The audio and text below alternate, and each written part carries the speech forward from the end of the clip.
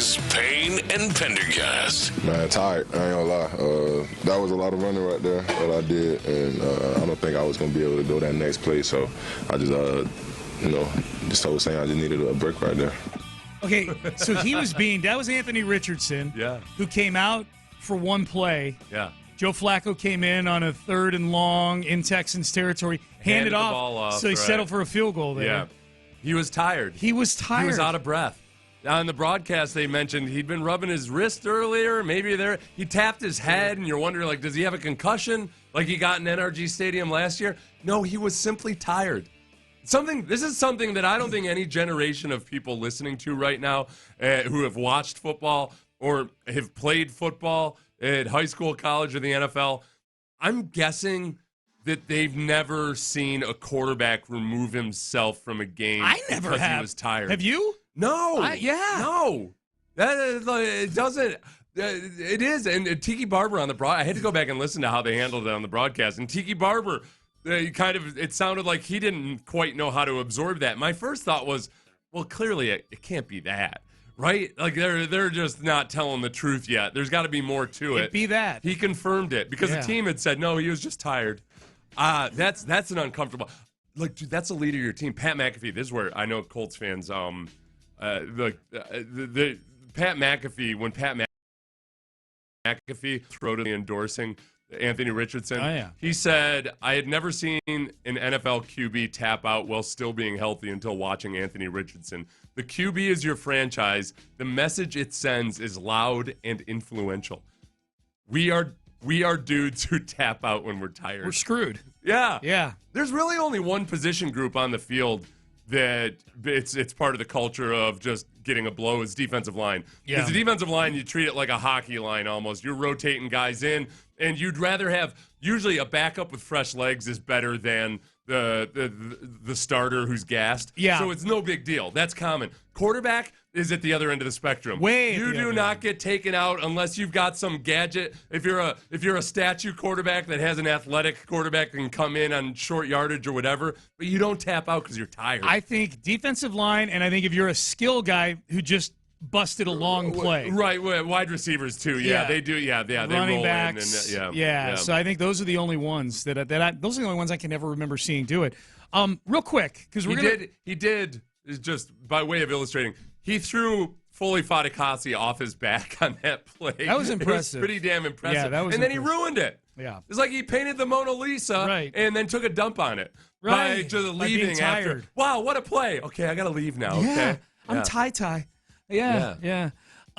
Made me happy. So, I was happy to see Flacco come in that instance because, he was coming off the bench cold, and they ended up handing the ball off. They didn't even let Flacco throw it. I thought at that point, honestly, you know what I thought? Because it was 3rd and long, is that maybe they're doing some sort of platoon thing where on obvious passing downs they're bringing in Joe Flacco. Right. I'm like, now that's kind of a smart thing. Yeah. They've turned Shane Steichen into a plumb fool. He doesn't know what the hell he's doing. He's out there. It's like he's a highly trained sniper who all of a sudden they say, here, use a slingshot. Yeah. And it changes up his whole game, Yep. Because that's what he's got, a slingshot of a quarterback. Yep. Every now and then you hit your target. That's right. Big week for Nick Caserio. He's the general manager and executive vice president of the Houston Texans. He comes on our show every few weeks. Yeah. Okay. You've talked to him before. Trade deadline is a week from tomorrow. I'm just laughing at that because somehow that would get me to remember somebody that I hadn't. Trade deadline tomorrow, a week from tomorrow afternoon. Yeah.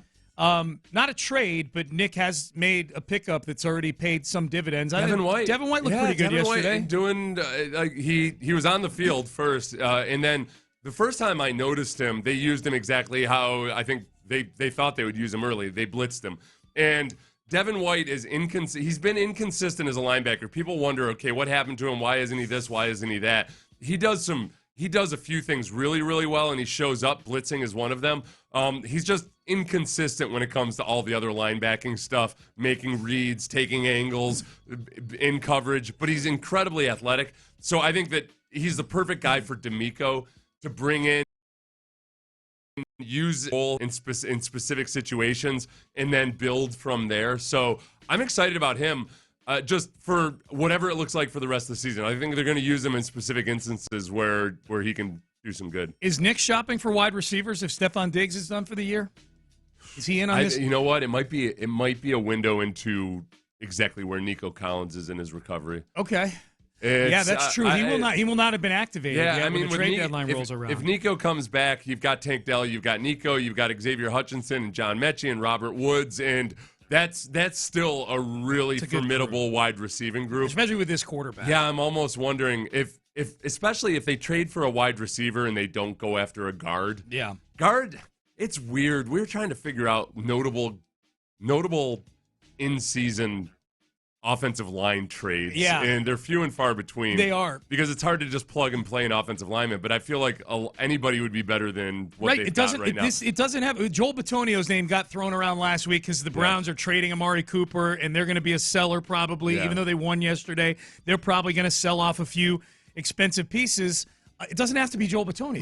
No. Yeah, it can be anybody. And the nice thing about running a Kubiak-Shanahan system is that every one of them are different, but – the play calls have a certain language to them. The terminology is similar enough that I think a veteran offensive lineman can step in and be better than now that Patterson is concussed. Yeah. For right now, might be the better option. I guess I'm really intrigued by Patterson. I wish concussion, but also just to see him with more reps at left guard. He does some guard things better physically already. I can tell in one drive than Kenyon Green does. Yeah. It's just a matter of, all right, when teams get some film on him and they start knowing how to play against him, does he sustain it? We got guys asking about Cooper Kupp on the text page. I don't think the Rams are trading Cooper Kupp. I think that win over the Vikings on Thursday took Cooper Kupp off the trade market. Yeah. Is my guess. And Cooper Kupp and Puka Nacua both being on the field. Good. Just, there's we can't trade away Cooper Kupp. We just got Cooper Kupp back. Yeah. Right. So the two names that were floating around yesterday at wide receiver were Deontay Johnson of the Panthers and Christian Kirk of the Jags. My initial thing on Kirk was, well, the Jags aren't trading anybody to the Texans, and now it doesn't matter. Christian Kirk has a broken collarbone, so he's going to be out for a long time. Thanks a lot, Christian Kirk. Way to go break your collarbone. Deontay Johnson, I don't know if I'm into Deontay Johnson. He's been kind of a problem both places he's been so far. So I guess the similar the question there would be, okay, the Giants receiver that went to the Chiefs, Kadarius Toney. Yeah, thank you, Kadarius Toney, known for his tomfoolery. Well, he goes to the Chiefs for the back half of one season, and he shows up big time in the playoffs. I think for a half season, you don't worry as much about, is this guy a perfect fit for the swarm mentality? Yeah, maybe. Your point's a good one. The trade deadline's going to happen likely before they activate Nico Collins. Right. So it'll be a really that's the first Lions week, mind you. Lions week, yeah. You're going to face the Lions.